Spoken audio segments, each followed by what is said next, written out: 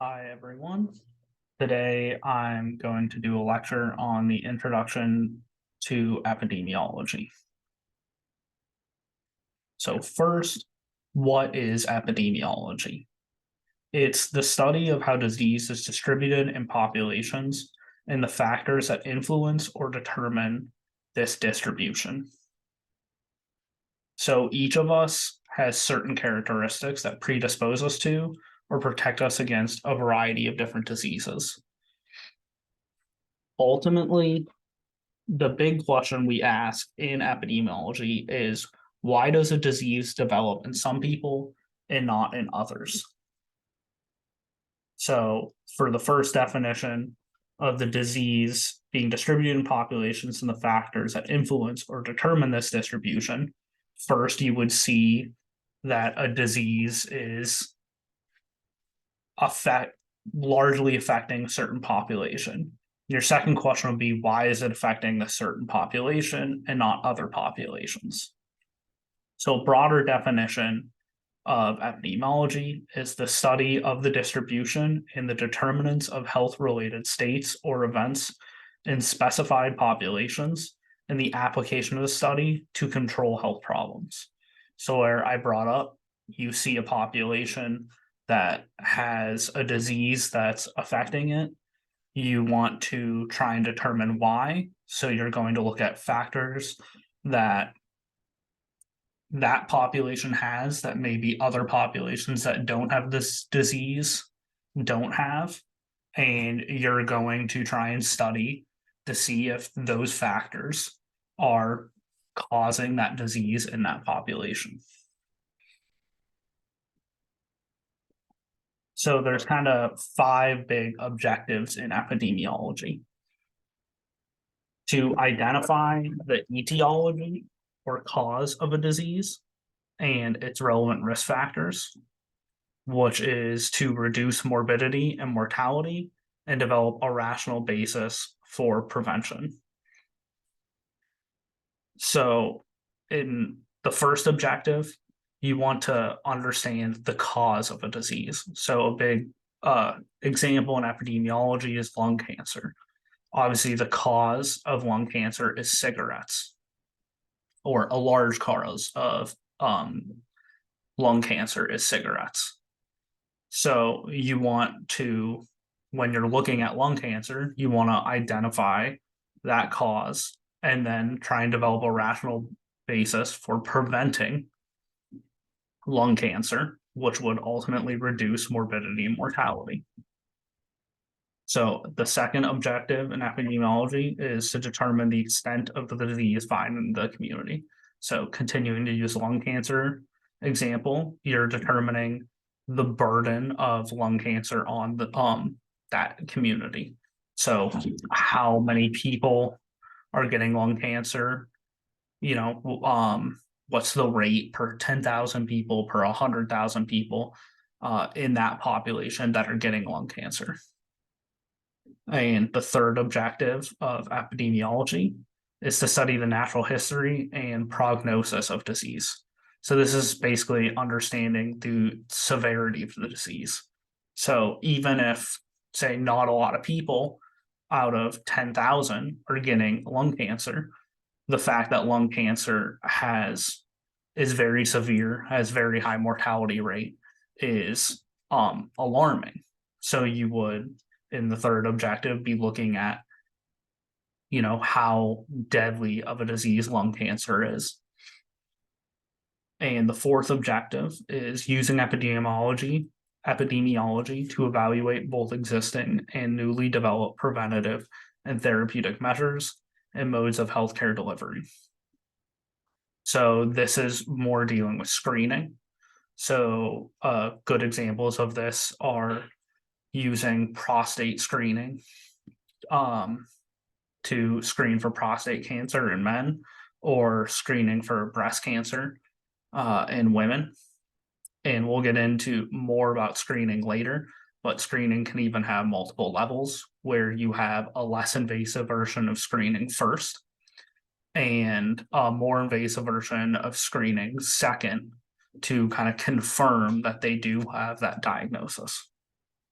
And fifth objective of epidemiology is that epidemiology can provide the foundation for developing public policy relating to environmental problems, genetic issues, and other social and behavioral considerations regarding disease prevention and health problems. So, going back to the lung cancer example, we've seen how public policy has affected that with eliminating smoking indoors because secondhand smoke was determined to be a cause of lung cancer, and this helped lower the rate of lung cancer in the population. And even things like taxes on cigarettes to try and get less people to smoke to help prevent lung cancer in society. But this can be used for things that a lot of people don't even know epidemiology studies. So, for a good example, you have things like gun violence or drug addiction that epidemiologists study and try and determine public policy that helps deal with those issues. So those are 5 big objectives in epidemiology. Next is the epidemiologic transition. So this is the idea that there's multiple transitions in society of health. So as you can see we'll start with this graph first. There are 4 stages, and as you go through the stages, there becomes a larger gap between the birth rate and the death rate, which is the line on the bottom. And then they end up actually closing the gap near the last stage because the birth rate starts decreasing, and the death rate is also decreasing. And in the stage 4, you're even starting to see points where the birth rate is lower than the death rate, which you do see happen in some populations today. And a big part of the epidemiologic transition is certain populations in different stages deal with different types of diseases. So that kind of brings us to the second table over here, where you see the most popular diseases in 1900 compared to the most popular diseases in 2010. So in 1900, you had infectious diseases being extremely popular, and that being a core concept of the core diseases epidemiology focused on eliminating was dealing with infectious diseases. And in 2010, you're starting to see it's more long-term diseases like heart disease and cancer that now epidemiology focuses on because they're the largest. They cause the largest amount of deaths in society. So that's the epidemiologic transition through different stages of population as different stages of a population. So next is epidemiology and prevention. So how do we really use epidemiology for prevention? So first, if we can identify high-risk groups, we can direct preventative efforts, such as screening programs for early disease detection to populations who may not have been screened before and are most likely to benefit from any interventions that are developed for the disease. So in this first example, going back to the screening that I brought up before, you can think of prostate cancer. So that's a later in men's life is when you try and target screening for prostate cancer. So because that's when they're at the most high risk to get it. So you start getting prostate screenings later in a man's life. And then second, if you can identify such groups, you may be able to identify specific factors or characteristics that put them at a high risk and then try and modify those factors. So prostate cancer is the best example for factors that can be modified. But another good example would be a doctor wanting to see you for heart disease. So maybe wanting to, have you come in once a year to check things and identify specific factors. So we identify specific factors that would help prevent you from having heart disease. So, you know, telling you to eat a different diet because you're at more of a high risk for high blood pressure or something like that that links to heart disease. So, talking about prevention, there's really three types of prevention. There's primary prevention, which denotes an action taken. So there's primary prevention. Sorry about that. This denotes an action taken to prevent the development of a disease in a person who is well and does not yet have the disease in question. So this would be vaccines. So you're getting vaccinated to try and prevent you from completely getting the disease. There's secondary prevention, which involves identifying people in whom a disease process has already begun, but who have not yet developed clinical signs and symptoms of the illness. So this would be screening, which I brought up a couple times. The main point of this is main point of secondary prevention is there's a point where people realize that they might be sick, they might have some sort of disease. And secondary prevention, you're trying to figure out that they have the disease before they would even figure it out. So, cancer screenings, you want to know someone has cancer at an early stage. If you know they have it at an early stage, there's a much higher survival rate. So, tertiary prevention denotes preventing complications in those who have already developed signs and symptoms of an illness and have been diagnosed. So this is, you know, medical care at any kind of doctor, really. You come in because you're sick, and we now are trying to prevent you from getting any sicker.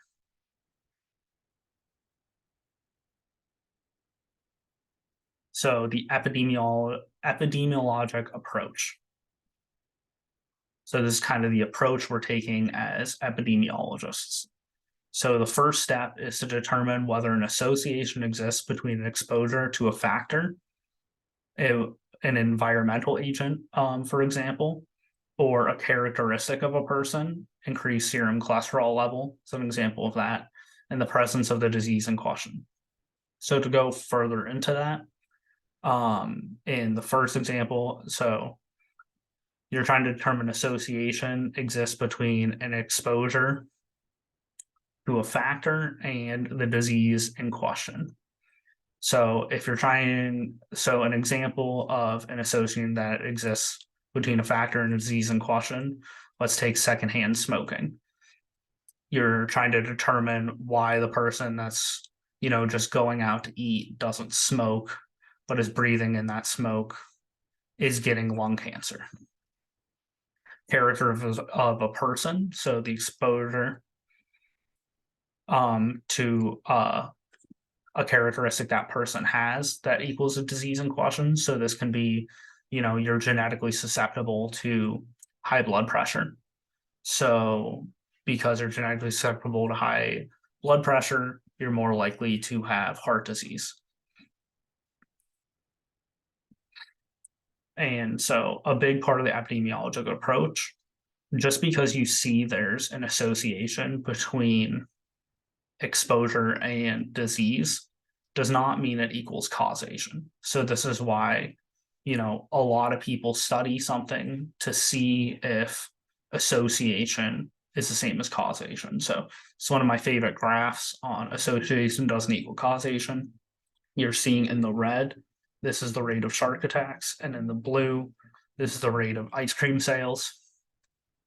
And they're both happening around here. It's not that eating ice cream makes you more likely to be attacked by a shark. It's simply that people go out to the water when it's warm out and people eat ice cream when it's warm out. So realistically, these things are both associated with the same thing, which is warm weather. So that's why you need to use descriptive data to determine if the differences that you see are real. We'll get more into understanding causation a lot later, but causation can be very complicated, and you don't want to use the word cause lightly because it's very hard to determine if an exposure is a causal factor in a disease. So getting into some big examples of epidemiology and history is Ignaz Semmelweis and childbed fever. Apologize if I pronounce that name wrong. So he was born in 1818 and began as a student of law until he pursued medical training. He specialized in obstetrics, which is uh, basically specializing in the childbirth. And he became interested in childbed fever, which is also known as puerperal fever. Might have also butchered that. This means that it's related to childbirth or to the period after the birth. So at that time, mortality rates from childbed fever were as high as 25%. And he was placed in charge of the first obstetrical clinic of the Allgemeine of Krankenhaus, which is just general hospital, in Vienna in July of 1846. So there were two obstetrical clinics. They're the first and the second in Vienna at the time. So the first clinic was staffed by physicians and medical students, and they spent their days performing autopsies on women who had died of childbed fever. Then they proceeded to provide clinical care for women hospitalized in the first clinic for childbirth. So they would not only help birth the child, but they would also do checkups where, with the same hands that they were doing autopsies, they would, check the woman's vagina and see if everything was going right. And in the second clinic was staffed by midwives, and the midwives did not perform autopsies. So the blue line in the line graph is the first clinic, and the red line is the second clinic. So as you can see, the second clinic had very low mortality rates. The first clinic had high mortality rates. And Ignaz was fascinated with why the first clinic had such higher mortality rates than the second clinic. He really wanted to get to the root of this issue. So he surmised that the mortality rates were higher in the first clinic because the physicians and medical students did autopsies before seeing the patients. His findings were confirmed when his friend Jacob Koletzka died from an infection when punctured with a knife that was used to perform autopsies.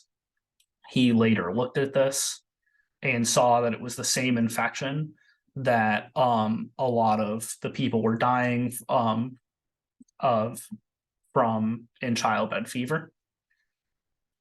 So what he did was put a policy in place in the first clinic where he required physicians and medical students in the first clinic to wash their hands and brush under their nails after they finished autopsies and before they saw their patients. So on this graph, this is where he instituted hand washing. And from this point on, the mortality rate ranged anywhere from around 2 to 4%, which is much lower than it was before. Unfortunately, Ignaz did not show his findings to anyone for a long time, and eventually someone else took over the first clinic and they reverted this process. But these findings were later used to really push the current the process we now have happening, where hand washing is a big part of the medical field to try and prevent infections that are hospital borne. So another example of epidemiology in history is Edward Jenner and smallpox. So he was born in 1749 and became very interested in the problem of smallpox. Smallpox killed around 400,000 people a year at that time, and a third of the survivors would become blind. So it was known that people who survived smallpox were immune to the disease. So this created a procedure called variolation. And variolation was the process of infecting healthy individuals with smallpox by administering them material taken from smallpox patients. So this process didn't always work. Some people would die of the smallpox when they went through variolation. So it definitely wasn't the best way to go about preventing people from getting smallpox. So Edward Jenner really wanted to find a better way to prevent people from getting smallpox, and he observed that dairy maids developed a mild disease called cowpox. And when he talked to dairy maids, uh, he would find that smallpox would not develop in the young women who got cowpox. And one woman even quoted to him, "I can't take the smallpox, for I have already had the cowpox." So Jenner was so convinced that cowpox prevented smallpox, but there was no data, just observation. And this is a painting of Jenner giving the first vaccine. He was so convinced of it, he gave a vaccine that was derived of the cowpox to a child that you see, or he gave a vaccine of a woman who had gotten cowpox, like using her. So it's kind of the woman who's bandaging herself here, to a child. And he was even so convinced of this, he gave himself the vaccine. Obviously, big ethical issues with what Edward Jenner did. But one of the big takeaways about this is we don't have to understand as epidemiologists the complete underlining cause of why something is preventative. So, or why something causes something, why some sort of exposure causes a disease. So, for example, in cigarettes, we don't know exactly what in cigarettes is causing lung cancer when we were initially studying it, but we did know cigarettes were causing it. So, in this, he's not exactly sure why cowpox prevents smallpox, but he was able through observation to determine that it was. And it's kind of more shows how, as epidemiologists, we don't have to always have an 100% understanding of what we're observing. But, obviously there's ethical issues with what he did, and you can't just, you know, based off observational, uh, based off observation and no data, you can't just try and prove your hypothesis. And then, probably the most famous example in epidemiology is John Snow and cholera. So Snow lived in the 19th century, was well known as the anesthesiologist who administered chloroform to Queen Victoria during childbirth. Snow's true love was the epidemiology of cholera, and Snow and Farr had disagreements on the cause of cholera. So Farr believed the cause was miasma, or a cloud that clung low on the surface of the earth. Snow believed the cause was contaminated water, and Snow wanted to go out and prove that the cause was contaminated water. So Farr and Snow collected data to support their hypothesis. And this is Jon Snow, not this guy.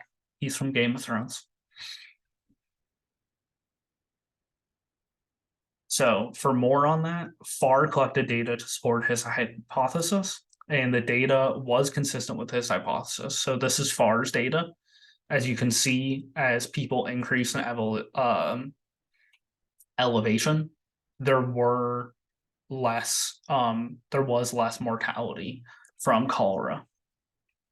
But Snow believed, you know, a lot in his hypothesis that cholera was caused by contaminated water. So he specifically believed that death would be lower in the Lambeth Company because they recently moved upstream to a less polluted part of the river. So he did what we call shoe leather epidemiology, collecting data of cholera death and where they got their water supply from. So this is Snow's graph. As you can see, this is the Lambeth Company, and this is the Southman and Varhall Company having extremely high frequency. I believe per 10,000 households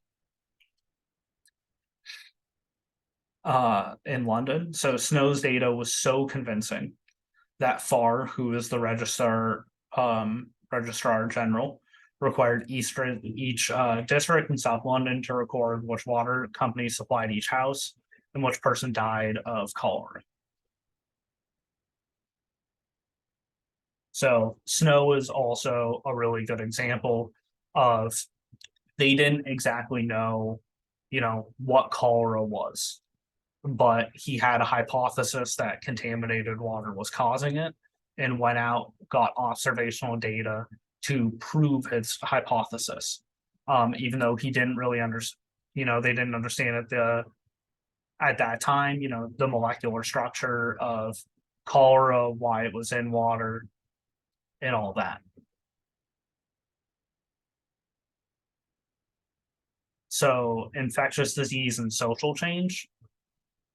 Um, so what these graphs are is these are years, and you're seeing the death rate lower. An idea is what's really lowering death rate of infectious disease over time. A lot of us kind of think about it as the big thing lowering it as medications we come up with, like vaccines and penicillin. But a large part of lowering infectious disease over time, which points back to the epidemiologic transition, is social change. So as you can see with a lot of these, so this is a good example. By the time we developed penicillin, the death rate compared to where it was in, the 1860s, 1870s has plummeted.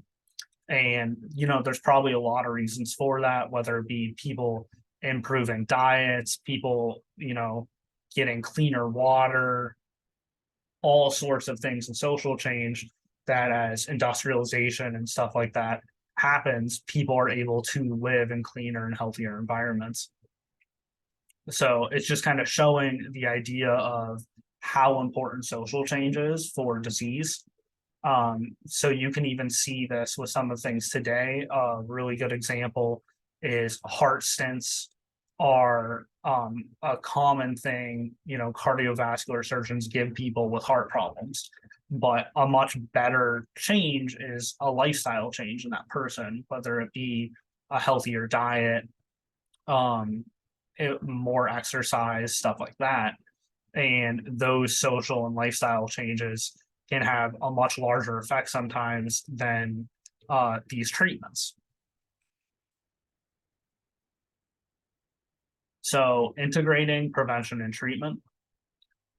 So prevention and treatment are often considered mutually exclusive, but prevention is a very large part of clinical practice. And a really big example of this is PrEP for HIV. PrEP prevents people from getting HIV to begin with. And you can get this at clinical care.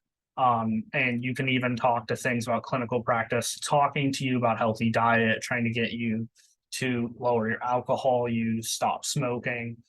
Prevention is a big part of, should be a big part of clinical practice. And a good example of PrEP being used in clinical practice, there was a study being done trying to lower the HIV epidemic in New York City.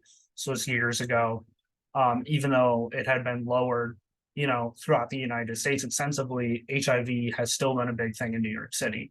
And they noticed it was really happening in low income areas like Brooklyn and some other low income areas in New York City.